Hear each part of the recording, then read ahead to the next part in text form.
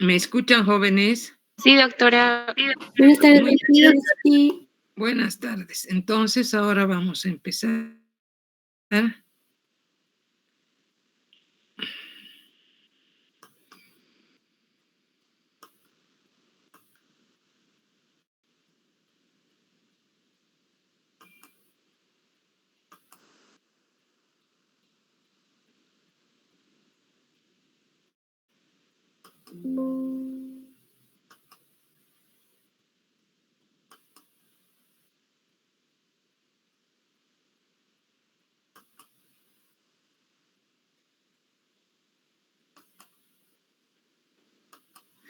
¿Podemos ver?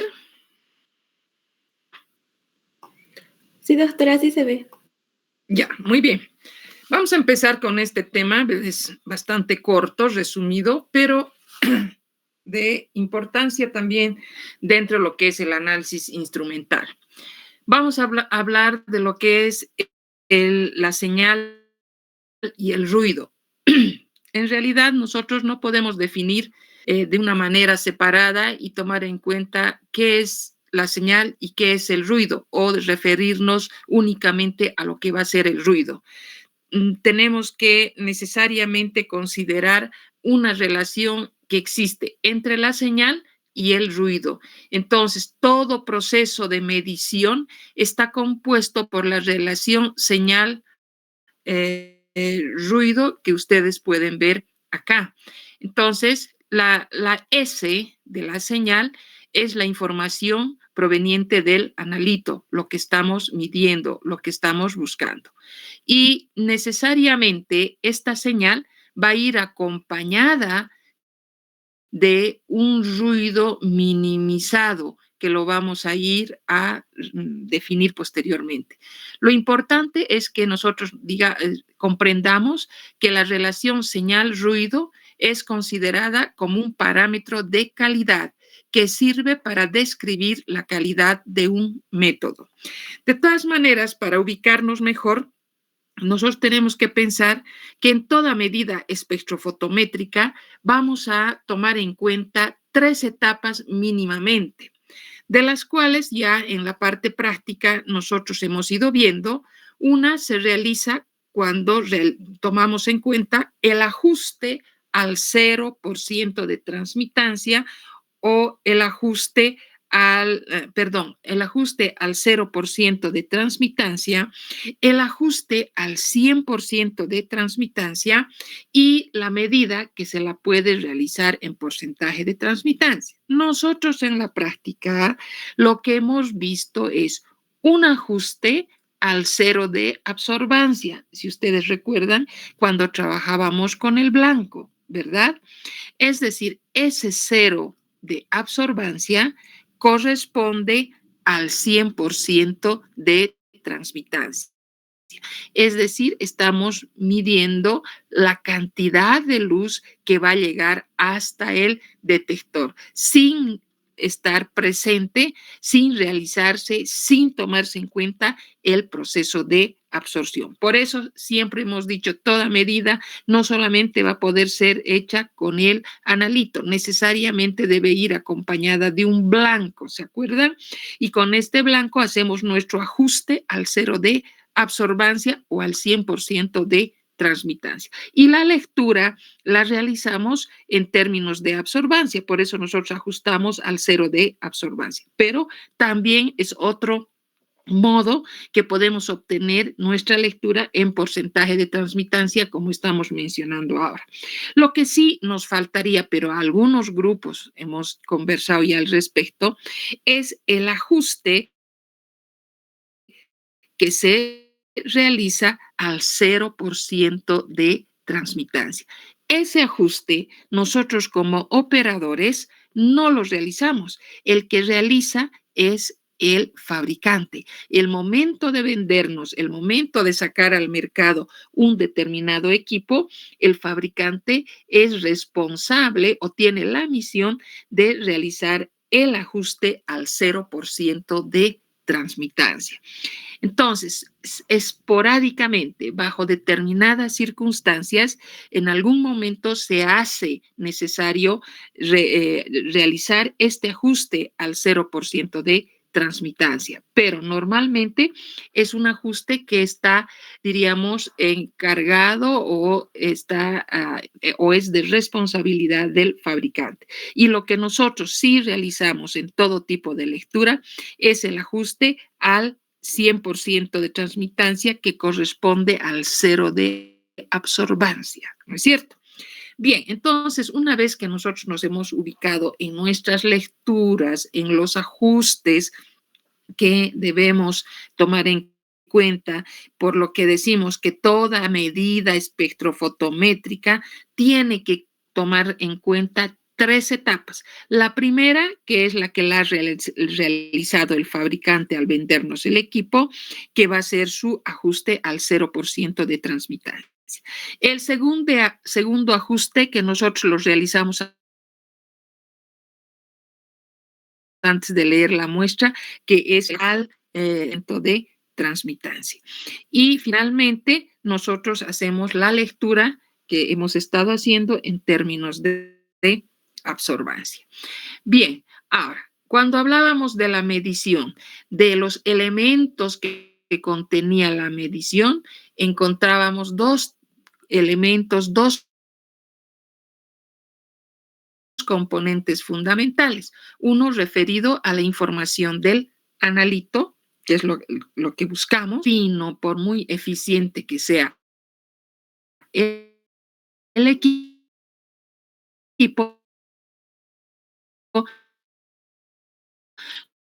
nos va a...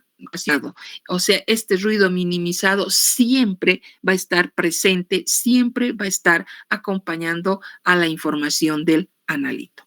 Ahora, vayamos a definir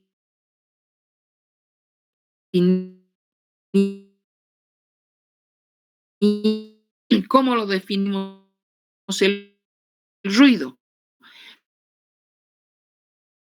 Todos tenemos una manera de comprender al ruido, ¿no es cierto? Podemos, el ruido es algo que molestamos pero es algo que escapa a nuestro control. Acá decimos, el ruido se refiere a las variaciones aleatorias a la salida del instrumento debido no solo a las fluctuaciones eléctricas, sino también a otro tipo de variables, como ser la forma en que el operador utiliza el instrumento, la posición de la celda frente al haz luminoso, la fuente. Entonces, cuando nosotros hablamos del ruido, nos estamos refiriendo a esas variaciones aleatorias el momento en que sale del instrumento. Y el origen de estas variaciones que no las podemos controlar van a deberse no solamente a algunas variaciones, fluctuaciones eléctricas, sino también a otro tipo de variables. Y dentro de esos tipos de variables estamos hablando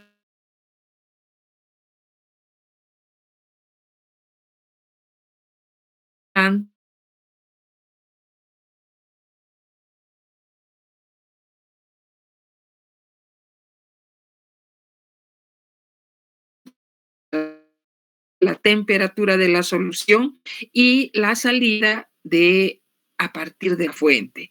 Entonces, frente a eso, nosotros pues tenemos que estar convencidos que toda medición incluye esos dos elementos o está formado por esos dos componentes. La información del analito, correcto. Y esa puede ser, diríamos, diferente, ¿no? Puede tener distintos orígenes.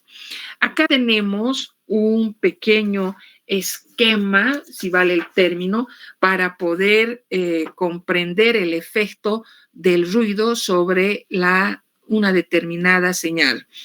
Por ejemplo, vamos a ver que en el inciso A, nosotros vamos a ver que la señal es tan diminuta, la señal de corriente, que más o menos tiene una,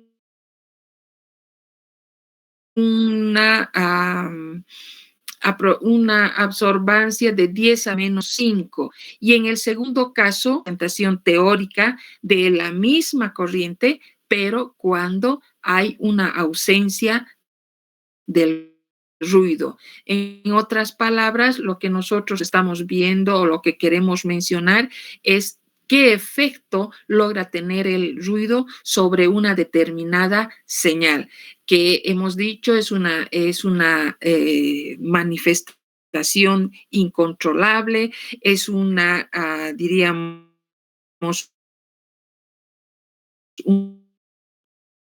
una variación que la posibilidad de control es totalmente despreciable, si vale el término, para que me entiendan, y molesta, ¿no es cierto? Afecta a la lectura, afecta a la obtención de la información. Pasamos ahora a que dentro del análisis químico vamos a encontrar distintos tipos de ruido. En primer lugar, podemos considerar al ruido químico, luego podemos considerar al ruido instrumental, también podemos considerar al ruido ambiental. Cuando hablamos del ruido instrumental, por ejemplo, tenemos que considerar tres casos. El primer caso es referido al ruido del disparo del detector. Luego vamos a hablar del ruido térmico, conocido también como el ruido de Johnson. Luego vamos a tener al ruido del parpadeo de la son, al ruido que proviene a nivel o que se genera. En el caso que hablamos del ruido químico. ¿Cuál es la característica fundamental? Porque modifica la química del sistema, porque existen parámetros como la temperatura, como la presión del ambiente, como la luminosidad, la humedad o la composición del aire que puede influir y originar un tipo de ruido, pero que su característica va a ser modificar a la química a la química del sistema. Bien, a ver, ¿qué podemos decir de este ruido químico? ¿Cómo podemos comprenderlo mejor? Cuando nosotros hablamos y decimos modifica la química del sistema, necesariamente tenemos que referirnos a que hablamos de ¿cómo se dice? Estamos hablando de una reacción, ¿no es cierto? Estas variables incontrolables, químicas del sistema que estamos analizando. ¿Cuáles van a ser? ¿A qué aspectos van a influir o a partir de qué se van a generar estas variables incontrolables? Pueden ser la temperatura, puede ser la presión, que van a afectar al equilibrio químico, van a originar fluctuaciones en la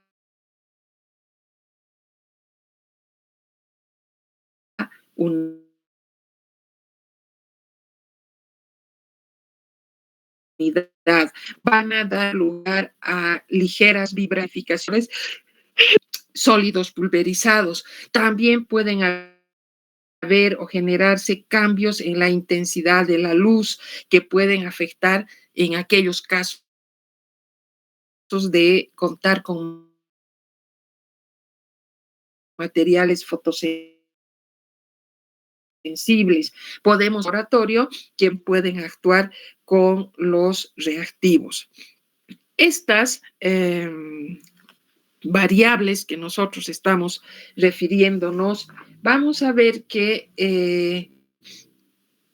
de una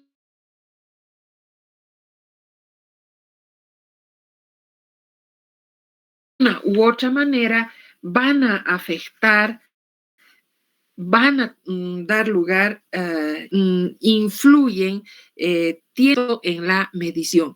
Pero ¿dónde se han originado?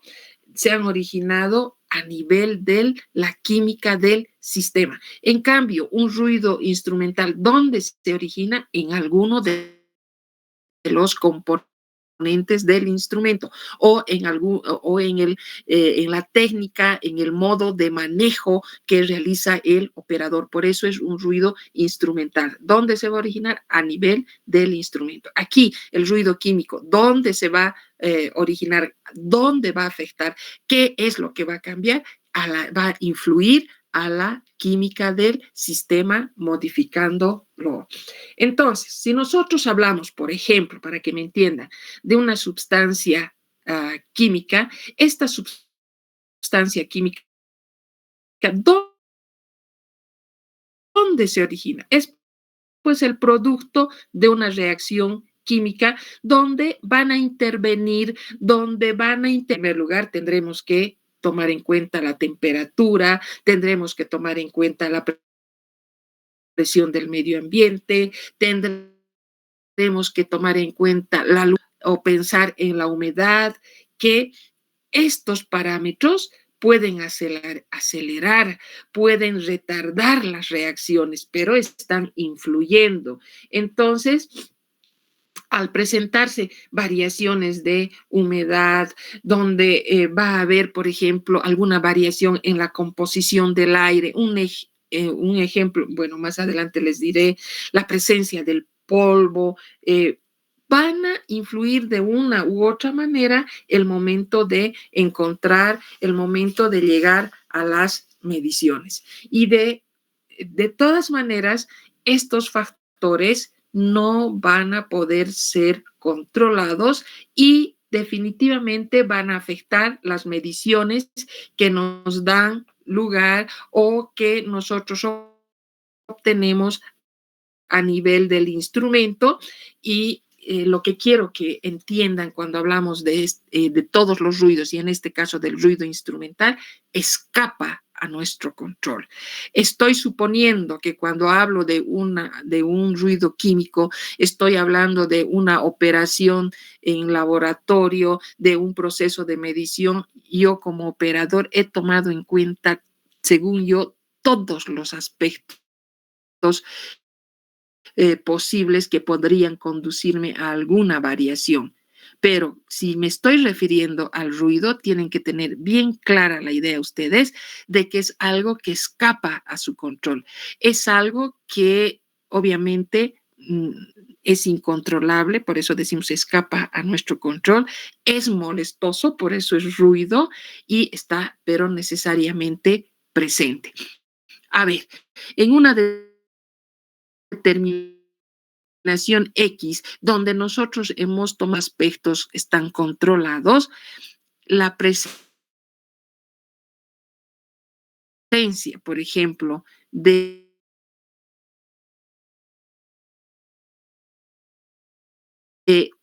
una persona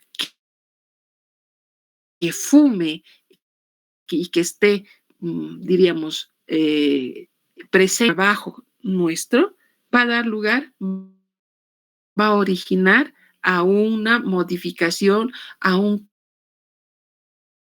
cambio en la temperatura, ambiente húmedo, un ambiente seco, que eso escapa a nuestro control.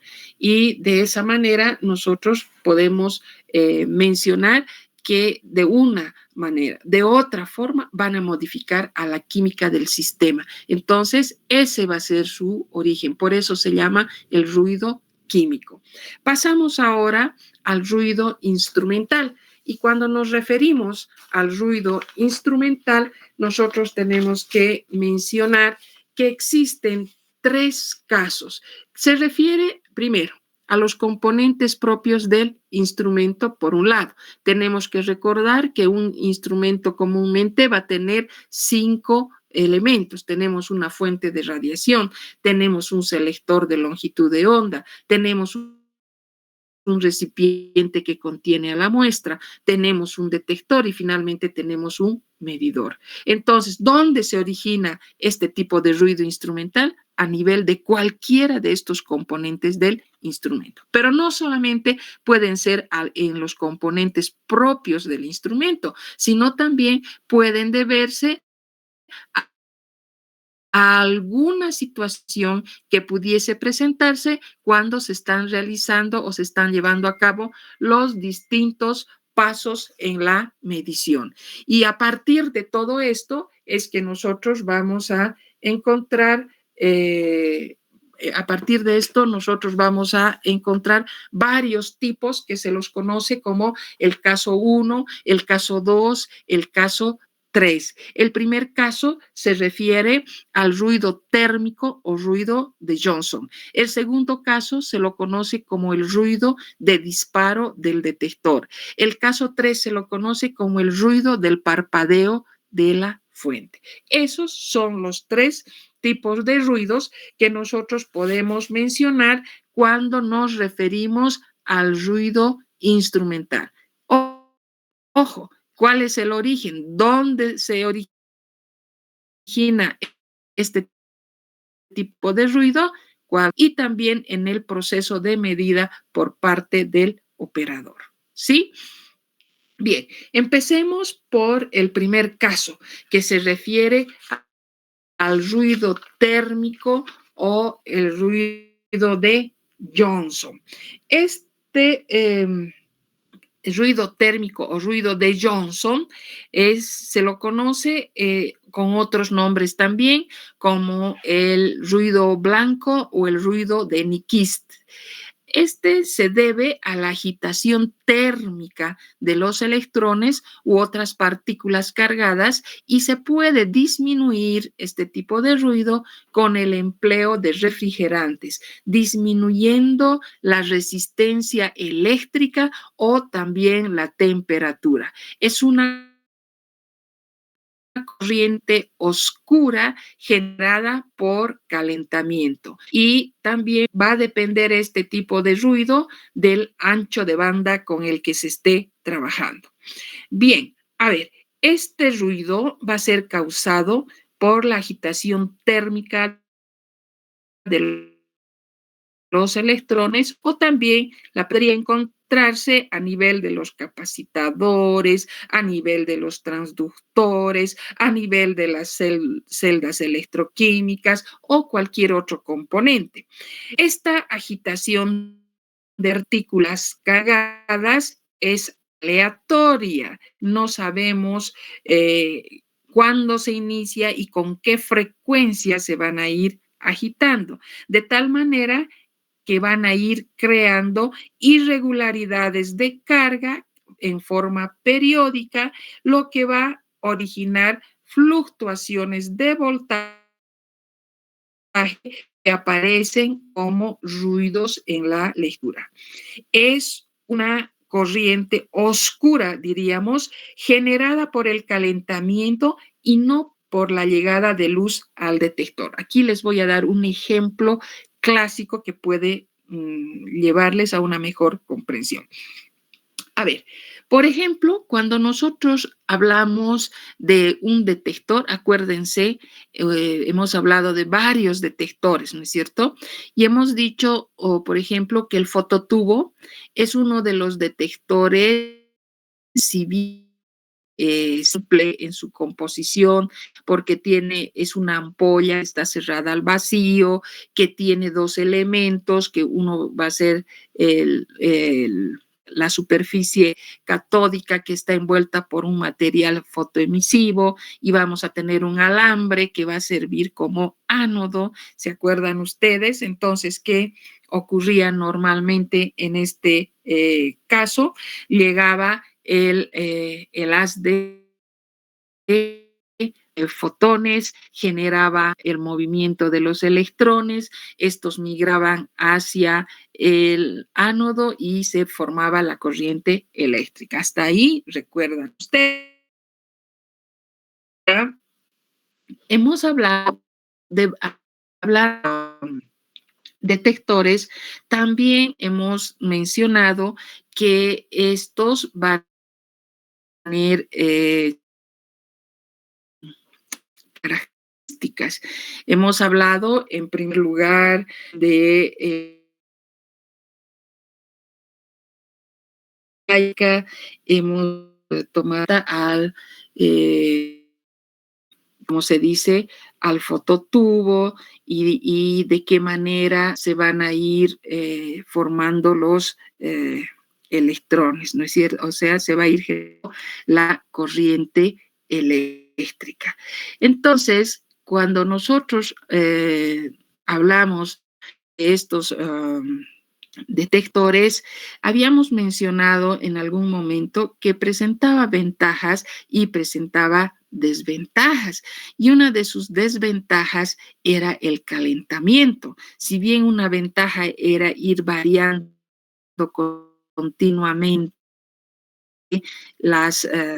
iba a ir variando continuamente de las superficies fotoemisivas y eso hacía que pueda seguir manteniéndose en curso, pero el uso excesivo daba lugar a que se calentase, ¿no es cierto? Y generara una corriente. Entonces, acá decimos, por ejemplo, en este caso, en el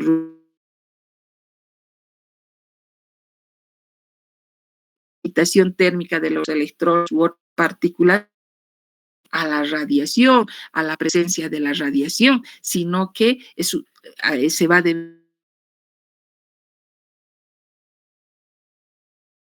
oscura, que su origen ha sido pues el calentamiento. Y por eso nosotros mencionábamos también y decíamos que habían otros sistemas que se habían corregido, que se habían mejorado y que tenían un buen sistema de refrigeración. ¿Para qué? Esta corriente oscura que de una u otra manera iba a afectar al resultado, ¿no es cierto? A la información final. Entonces, esta corriente oscura que ha sido generada por el calentamiento y no por la llegada de luz al detector, sabemos que entonces los electrones se van a activar, se van a mover, van a ser afectados, pero ¿por qué? No por la radiación, sino por la acción de las fuerzas térmicas. Y de esta manera, si pasan por el amplificador, etcétera, etcétera, van a llegar hasta el medidor y van a influir en la información que obtengamos a nivel del medidor. Este ruido térmico o de Johnson se puede disminuir resistencia eléctrica o también la temperatura de los componentes del instrumento, como habíamos mencionado. La presencia va a depender, como ya hemos mencionado también, del ancho de banda, de las frecuencias y podría disminuir el ancho de banda, pero en ese caso, si nosotros directamente recurrimos a disminuir el ancho de banda, se influye ya también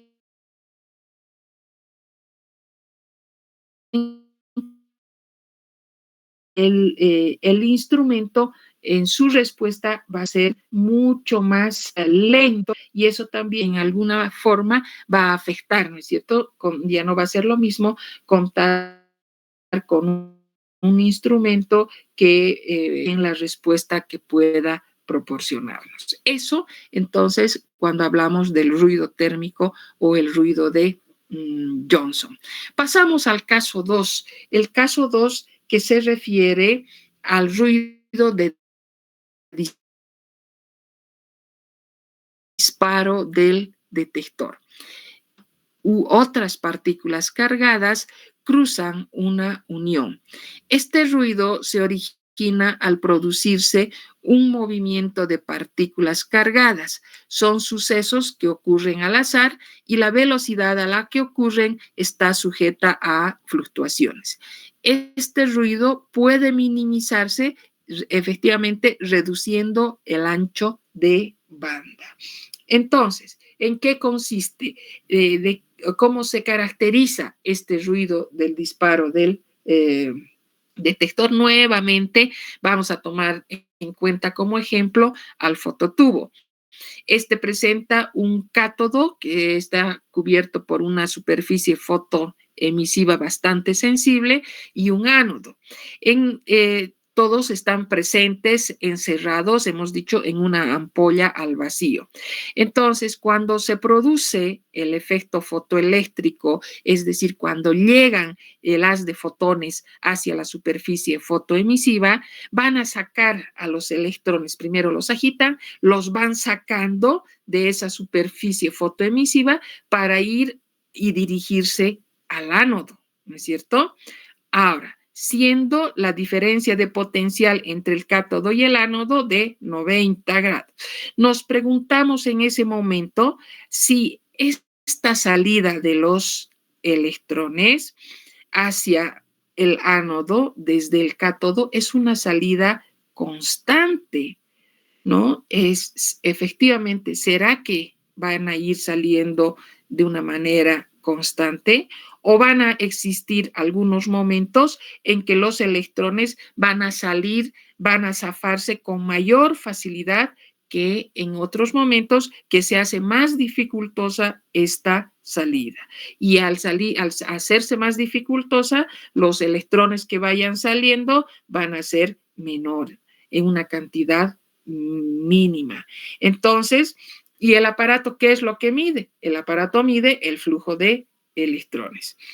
Este ruido, entonces, se origina al producirse un movimiento de electrones o de otras partículas cargadas donde son sucesos que se producen al azar, no es que nosotros podamos controlar, no hay la posibilidad de que nosotros podamos decir cuál va a ser la frecuencia con la que estos electrones van a salir y tampoco nosotros controlamos la velocidad a la que ocurren este fenómeno y da lugar, va a originar o va a estar sujeta a una serie de fluctuaciones. ¿Cómo podemos minimizar? Como hemos dicho, reduciendo el ancho de banda. Resumiendo, podríamos decir que este ruido se origina en la salida o en la entrada aleatoria de electrones. Un ejemplo que podríamos mencionar, por ejemplo, si nosotros nos encontramos bajo un techo de calamina, únicamente tenemos la calamina, que ustedes saben cómo es la forma de estas, tiene una serie de ondulaciones, ¿no es cierto?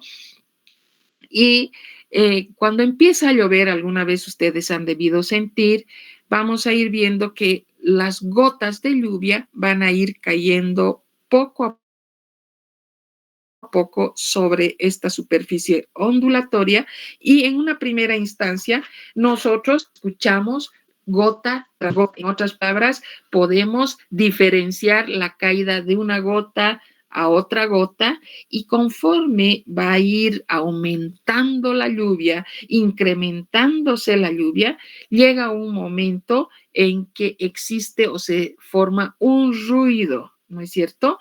Y un ruido es bastante grande, alto, me estoy refiriendo ya a una etapa de un aguacero, pero bastante fuerte, donde nosotros ya no podemos diferenciar. Simplemente es un ruido que, diríamos, afecta absolutamente a todo el ambiente.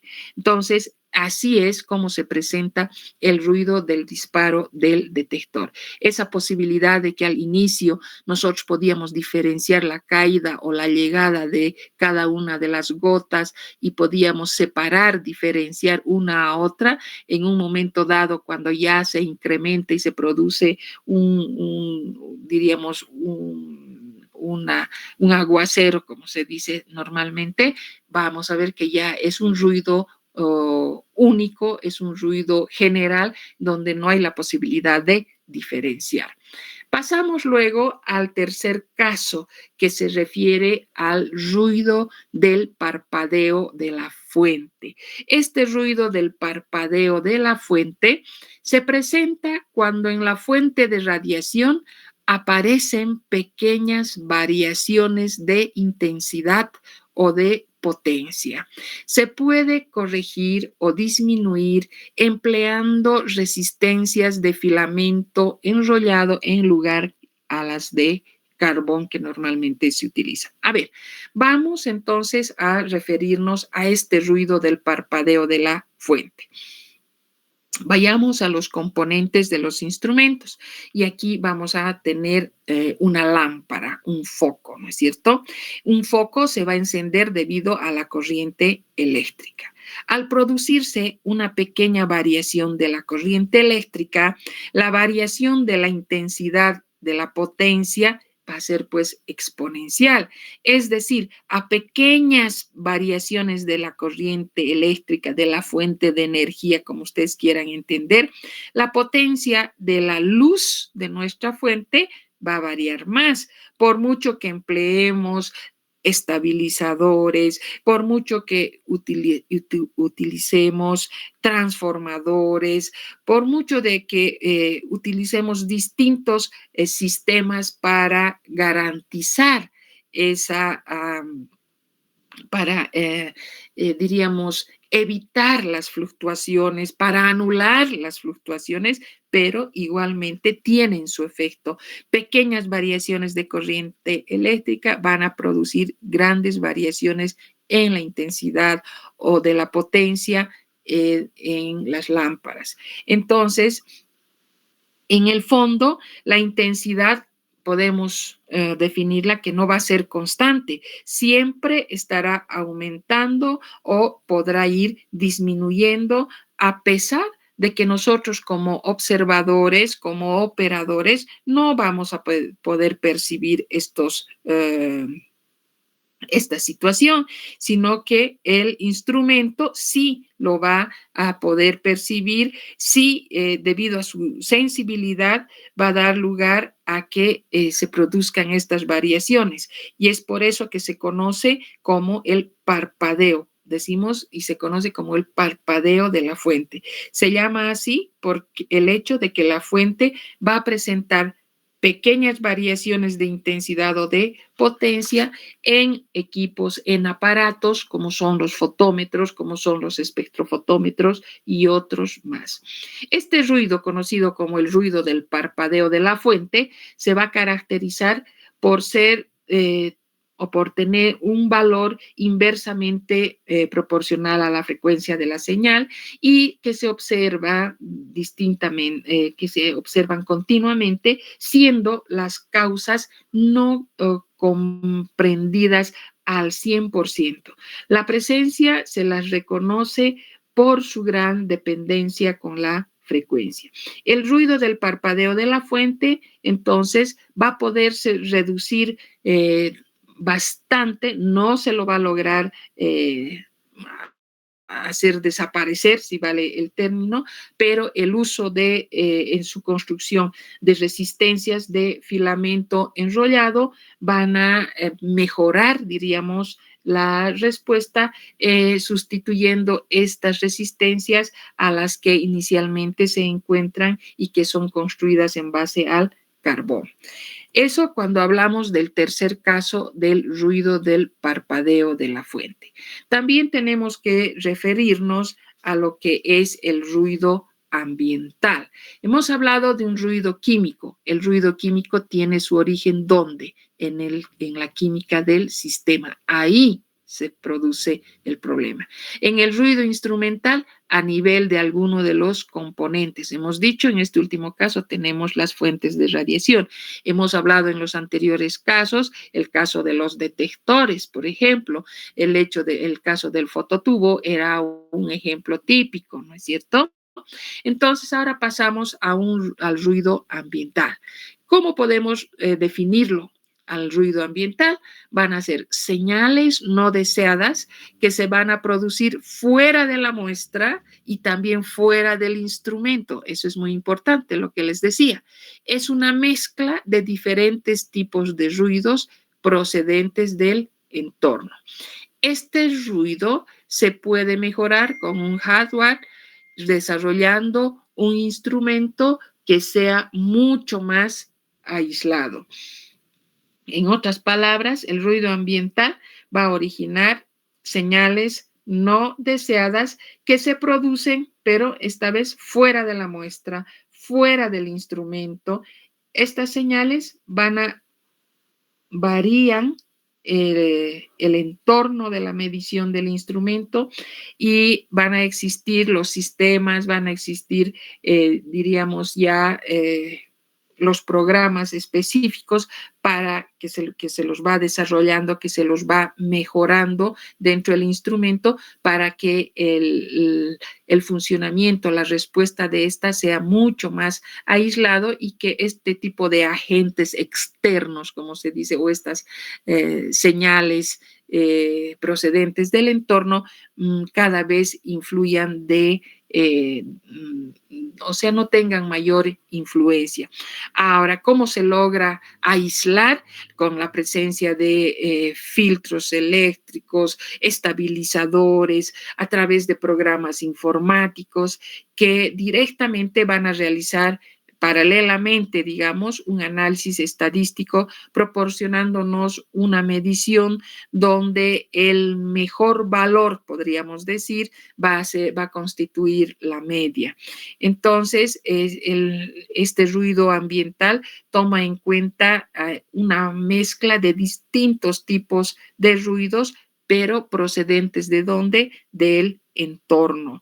Surgen de los alrededores, es decir, diríamos, la presencia de una antena, la presencia de un ascensor, la presencia de sus celulares, la presencia de numerosas u otras fuentes de radiación electromagnética van a originar la presencia de este ruido ambiental. Entonces, de esta manera, nosotros hemos visto que tanto a nivel del entorno, tanto a nivel de los componentes de los instrumentos, como también de una manera directa en el sistema,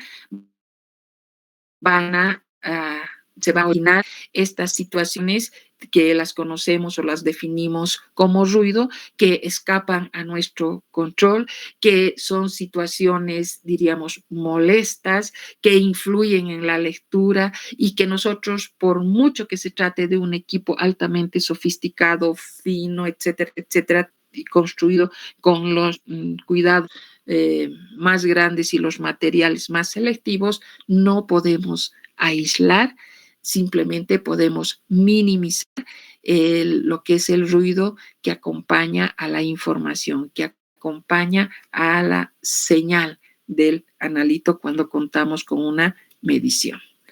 Sí, entonces de esta manera hemos concluido el tema relacionado a lo que es el ruido,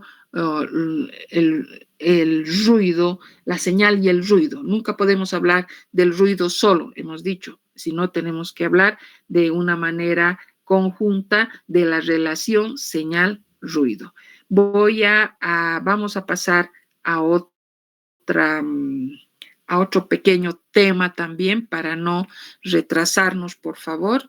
Y lo que les pido es que me esperen un minutito.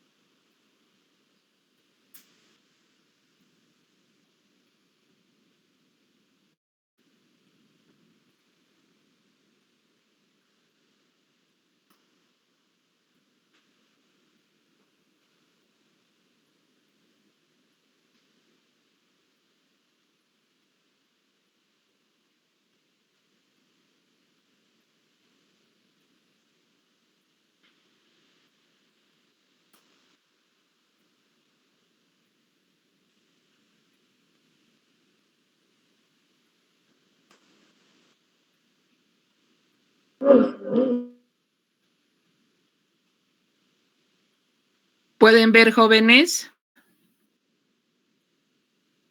No se ve, doctora. No Ya, se ve, ahorita doctora. vamos a volver a presentar. Un minutito.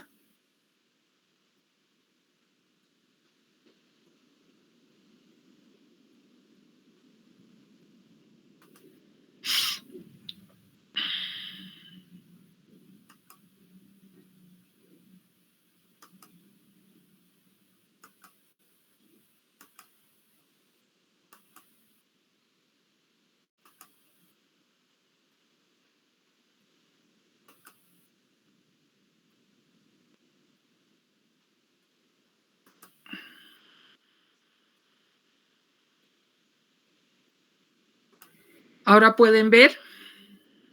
Sí, doctora. Bien, ahora vamos a pasar a este tema que es bastante corto, pero que lo vamos a ver hoy para que ustedes estén más tranquilas luego, que se refiere a la aplicación de las mediciones de absorción dentro de lo que es la espectroscopía ultravioleta y visible. Para eso nosotros tenemos que partir de lo que es la especie absorbente. ¿A qué nosotros denominamos la especie absorbente? La absorción de radiación que está comprendida en el ultravioleta y el visible por una especie atómica o por una especie molecular provoca la excitación de los electrones de enlace que dura aproximadamente entre 10 a la menos 8 a 10 a la menos 9 segundos. Y esto se considera en dos etapas. Una primera etapa va a ser la etapa que nos permite llegar a la excitación. Nosotros en un tema anterior hemos hablado de la excitación, del fenómeno de la absorción únicamente, porque hemos dicho que la excitación se puede lograr de diversas formas, a través de diversas maneras. En este caso, lo que a nosotros nos interesa ya es hablar de aquella especie absorbente que va a ser capaz de ganar adicionalmente una cantidad de energía. Y para eso nosotros consideramos dos etapas. En primer lugar, vamos a considerar la primera etapa donde va a dar lugar a una muestra excitada. Si ustedes se fijan acá en la primera etapa que tenemos al analito, tenemos a la sustancia química que al interactuar con la radiación electromagnética, con la luz, sabemos que es la manifestación más simple de la radiación electromagnética, al interactuar, va a dar lugar a una muestra excitada. Pero este tiempo de excitación hemos dicho que tiene un tiempo de duración demasiado corto, 10 a la menos 8 o 10 a la menos 9 segundos. Pero es la etapa donde el analito, diremos así, ha sido capaz de absorber, ha sido capaz de ganar una determinada cantidad de energía, ha absorbido la radiación electromagnética y ha dado lugar, ha originado a una muestra excitada. Es decir, esta muestra excitada se caracteriza porque tiene una cantidad adicional de energía. Este estado excitado no puede durar mucho tiempo, tiene que volver a su estado fundamental. Entonces, por eso esta es nuestra primera etapa. No nos olvidemos que la radiación que va a ser absorbida por el analito tiene que estar comprendida dentro de lo que va a ser el ultravioleta y el visible normalmente. Entonces, eso es lo que nosotros tenemos en una primera instancia y consideramos la primera etapa donde el analito ha absorbido, ha entrado en contacto con la radiación y ha dado lugar a una muestra excitada. Entonces, pasamos a una segunda etapa. Esta segunda etapa se caracteriza, como hemos visto también anteriormente, como la etapa donde se produce una pérdida de energía.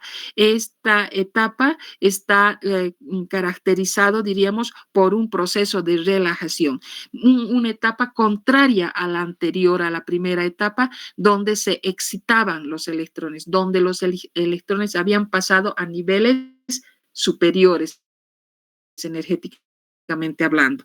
Entonces, la segunda etapa, debido al tiempo tan corto de duración que tiene, ¿en qué consiste? En que necesariamente debe perder la cantidad de radiación adicional que tiene. Y esto se lleva a cabo a través de un proceso de relajación.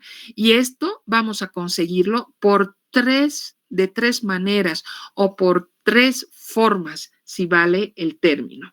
En primer lugar, vamos a tener el caso en el que nosotros vamos a ver que la muestra excitada va a dar lugar, aquí tenemos en el primer caso, tenemos la muestra excitada que va a dar lugar a dos componentes. Es la parte, diríamos, más común, es la parte más frecuente donde vamos a ver que esta energía de excitación se va a convertir en calor, ¿no es cierto? Entonces, la muestra excitada va a convertirse, va a eliminar esa cantidad adicional de energía y va a dar lugar al calor. Estas etapas de relajación, donde elimina la cantidad de energía ganada y se va a dar lugar a la formación de calor, es una etapa, o sea, es un proceso en varias etapas. Hay desprendimiento de calor. Acá vamos a ver que esa muestra excitada que nosotros podemos ver se va a deber a que se forma, vamos a tener la formación, vamos a tener la conversión, diríamos, en calor. Primer caso, si vale el término. En segundo caso, la relajación puede deberse o puede ocurrir por medio de un proceso fotoquímico donde la muestra excitada va a dar lugar a la formación de nuevas especies. Este este tipo de conversión, podríamos decir, este surgimiento de nuevas especies, se conoce como reacciones fotoquímicas. Y finalmente vamos a tener el tercer caso en este caso, donde la muestra excitada va, diríamos, el proceso de relajación va a suponer una reemisión de radiación. Esta reemisión puede darse lugar a través de fenómenos de la fluorescencia y la fosforescencia, siendo el tiempo la diferencia tanto entre uno y otro, como habíamos visto anteriormente, ¿no?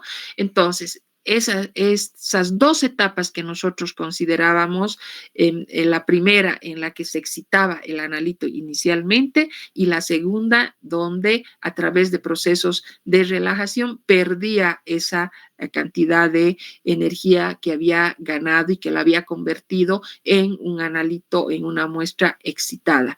Y podía ser por la formación, el desprendimiento de calor, podía ser a través de la formación de nuevos compuestos como son las reacciones fotoquímicas, o también podíamos considerar a un proceso de reemisión donde había que considerar a la fluorescencia y a la fosforescencia. Entonces, también es útil que nosotros hablemos de la interacción de la radiación con la materia. La espectroscopía de absorción molecular es válida para identificar grupos funcionales presentes en una molécula, pero tiene mayor importancia en la determinación cuantitativa de compuestos que contienen grupos absorbentes. Y para esto tenemos que mencionar tres tipos de transiciones electrónicas y las clasificamos a las especies absorbentes en tres grupos. Aquellas que contienen a los electrones pi, sigma y n, aquellas que tienen a los electrones d y f, y finalmente, perdón, a las que tienen o consideran a los electrones de transferencia de carga. Entonces, de esta manera, nosotros vamos a tomar en cuenta los tres tipos de transiciones. Las primeras, que van a tomar en cuenta a los electrones sigma, pi y n. Luego, aquellas que toman en cuenta a los electrones d y f. Y aquellas, finalmente, en el tercer caso, que toman en cuenta a los electrones de transferencia de carga. Ahora, vamos a hablar. Las transiciones que se producen con mayor frecuencia, diríamos así, las especies absorbentes que contienen electrones que son pi, que son sigma y n, son las que incluyen iones y moléculas orgánicas, como también algunos aniones inorgánicos, y es a lo que nosotros nos vamos a referir. En este caso, entonces, las transiciones de mayor frecuencia que las vamos a tomar en cuenta, en primer lugar, son las transiciones sigma, que van a pasar a sigma excitado, las transiciones n, que van a pasar a sigma excitado, como vamos a ver posteriormente, y luego las transiciones n, que pasan a pi excitado, y luego tenemos las transiciones de pi a pi excitado. Aquí tenemos una tablita donde vamos a colocar a las distintas especies absorbentes. Tenemos que las especies absorbentes, que van a ser moléculas orgánicas y aniones inorgánicos que presentan o que contienen a los electrones en orbitales moleculares sigma, en orbitales moleculares pi y en orbitales no enlazantes n, como ustedes pueden ver. Y los tipos de transiciones electrónicas, cuando absorben fotones de energía adecuada, van a dar lugar, pueden originar a 4 tipos de transiciones electrónicas. En primer lugar, entonces, vamos a ver los orbitales. Tenemos los orbitales sigma, tenemos los orbitales moleculares pi y los orbitales no enlazantes n. Y cuando hablamos ya de los tipos de transiciones electrónicas, cuando absorben fotones de energía adecuada, van a dar lugar a 4 tipos de transiciones. En primer lugar, cuando hablamos desde sigma hasta sigma excitado, representado por esta flecha verde. Tomamos a n sigma excitado y tenemos la flecha amarilla. ¿Sí? Tenemos luego aquellas transiciones de pi a pi asterisco excitado y está representado por la línea o por la flecha roja totalmente gruesa, si ustedes se fijan, que va a ir desde pi hasta pi excitado. Y finalmente vamos a tener desde n hasta pi representado por el color morado y esta flechita que se presenta ahí. Esas son, entonces podríamos decir que se refieren a que todos los compuestos orgánicos son capaces de absorber radiación electromagnética porque contienen electrones de valencia que pueden ser excitados a niveles energéticos superiores. Hemos visto que los enlaces sigma se pueden excitar solo con energía proveniente de la región ultravioleta al vacío. Ya anteriormente hemos mencionado que presentan una serie de dificultades experimentales cuando hablamos del ultravioleta al vacío. Entonces, como resultado, las investigaciones espectrofotométricas de compuestos orgánicos que se hayan realizado a longitudes de onda inferiores a 185 no son muy aplicadas, podríamos decir, por no decir que no se las utiliza. En cambio, la absorción de radiación visible y ultravioleta de longitudes de onda larga está restringida a un número de grupos llamados cromóforos, que los vamos a definir posteriormente, y que contienen electrones de valencia con energías de excitación relativamente más bajas. Entonces, además, hay que aclarar aquí, fuera de tomar en cuenta a los electrones sigma, fuera de tomar en cuenta a los electrones pi, muchas moléculas orgánicas contienen a los electrones no enlazantes, como estamos viendo, y estos electrones que no participan en ningún enlace se los designa y se los conoce con el símbolo de N, como estamos viendo presentes en esta tabla, y están diríamos, gran parte localizados alrededor de los átomos, de algunos halógenos, del oxígeno, del azufre y del nitrógeno. Entonces, con estas características, nosotros vamos a pasar a revisar las posibles transiciones que podrían presentarse. Y en estas transiciones nosotros tenemos en primer lugar aquellas que van desde sigma hasta sigma excitado y en este caso que requieren de una gran cantidad de energía, por tanto se produce en la región de frecuencias muy elevadas correspondientes al ultravioleta al vacío. Longitudes de onda menores a 150 y como ya hemos mencionado, no tienen mayor interés en la espectroscopía. Se observan de todas maneras en compuestos que solo presentan enlaces entre carbono e hidrógeno, tal es el caso del metano y el etano, que más o menos estamos considerando 125, creo aproximadamente presenta.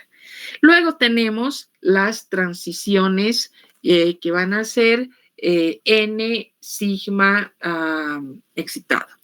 Requieren menor energía que la anterior? Sí. Se presentan en compuestos saturados orgánicos, producen con radiaciones que oscilan entre 150 a 250 nanómetros.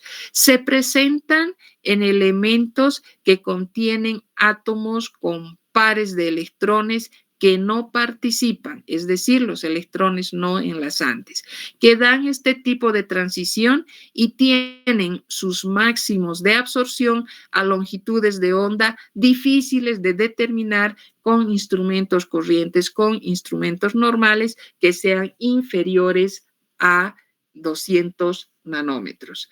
Entonces, son compuestos saturados que contienen pares de electrones no compartidos, N, son capaces de sufrir simplemente este tipo de transiciones que requieren obviamente menor cantidad de energía que las anteriores y se pueden producir por radiaciones de las regiones comprendidas entre 150 y 250, ¿no es cierto?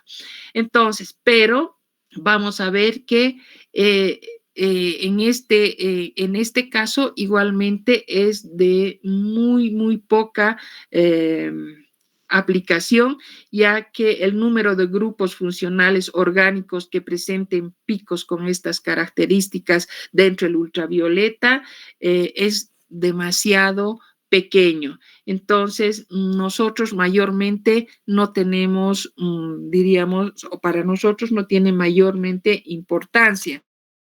Sí tendríamos que pasar al siguiente tipo de transiciones que considera a las N, pi y excitado y pi excitado.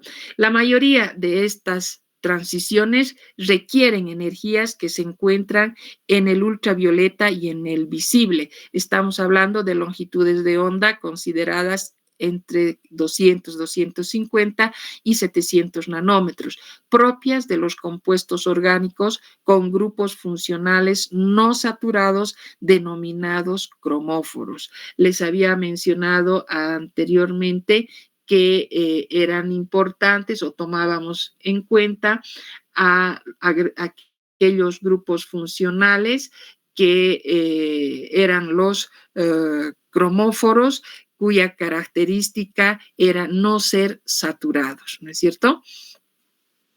Y que resultaban ser adecuados para condiciones experimentales habituales. Las transiciones pi excitado presentan una absorción muy superior de radiación que a la segunda opción donde nosotros consideramos a N pi.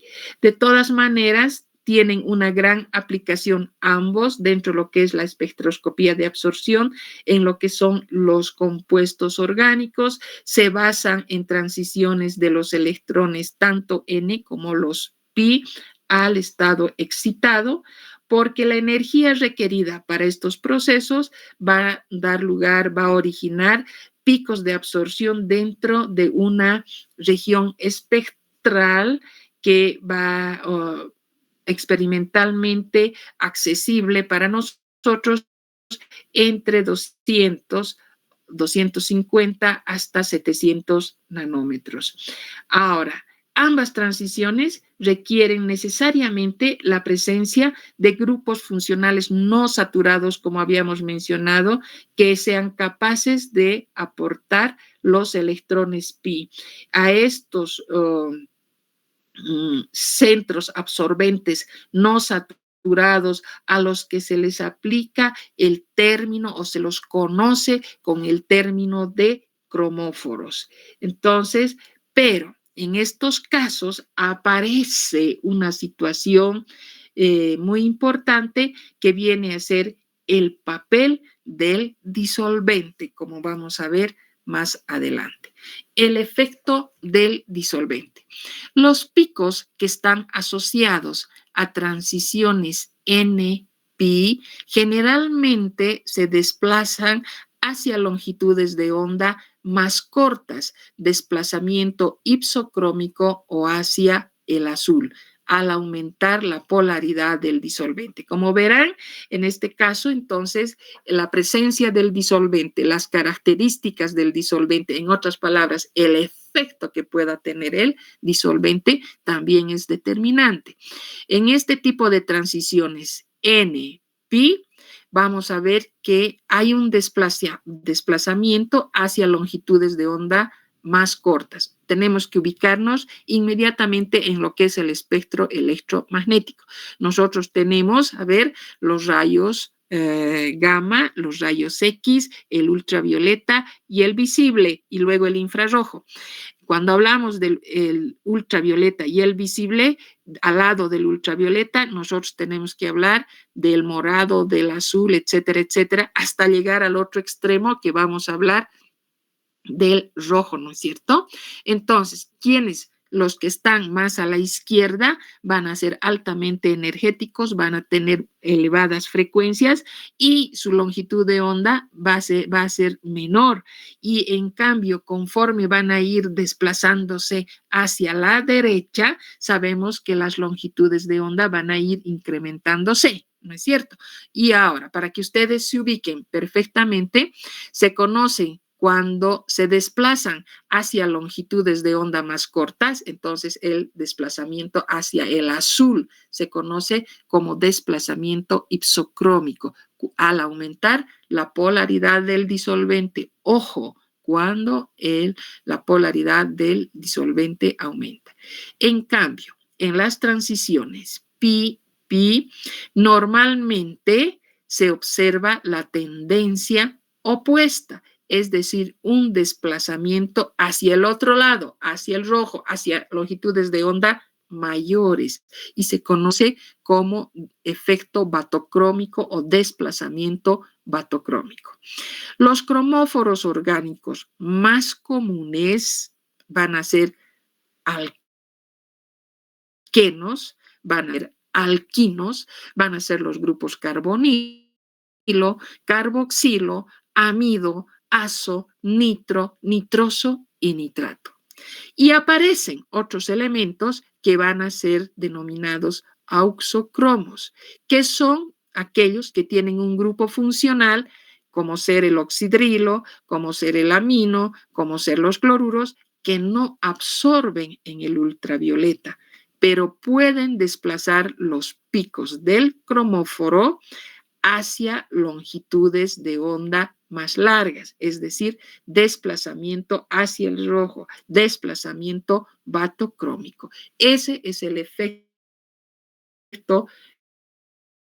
del disolvente.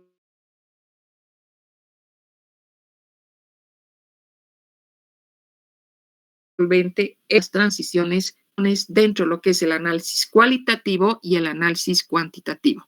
La espectroscopía ultravioleta y visible en el análisis cualitativo es bastante limitado, ya que el número de máximos y mínimos de absorción es relativamente pequeño, por lo que una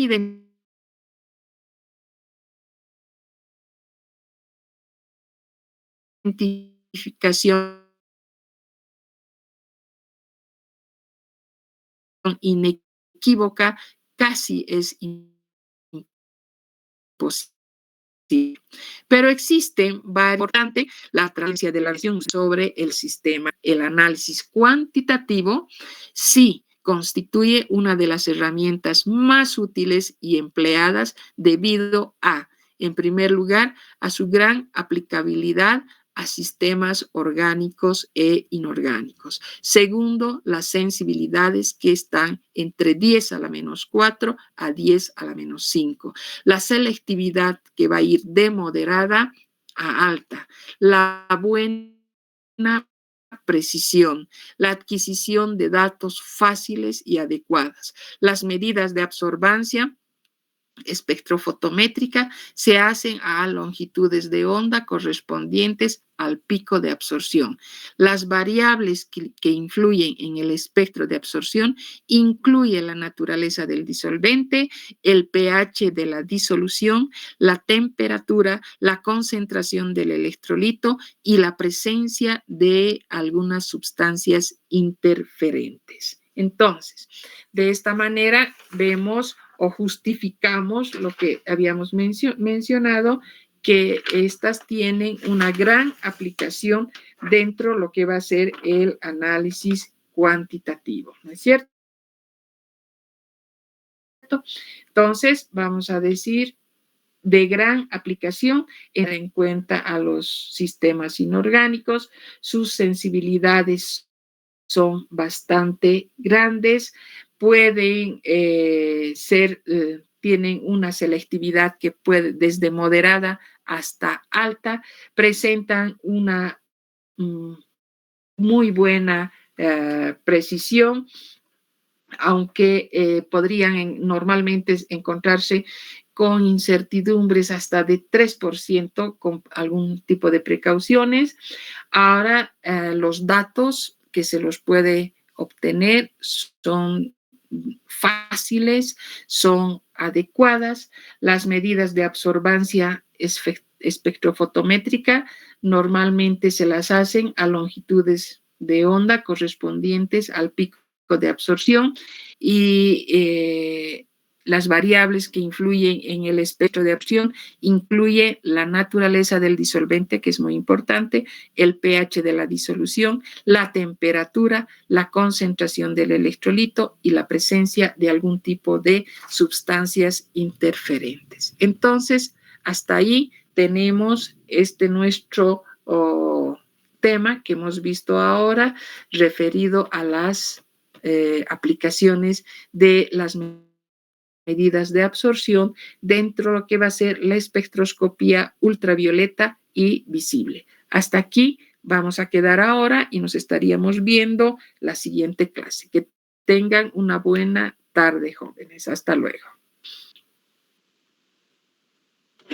Hasta luego, doctora. Buenas tardes. Hasta luego, doctorita.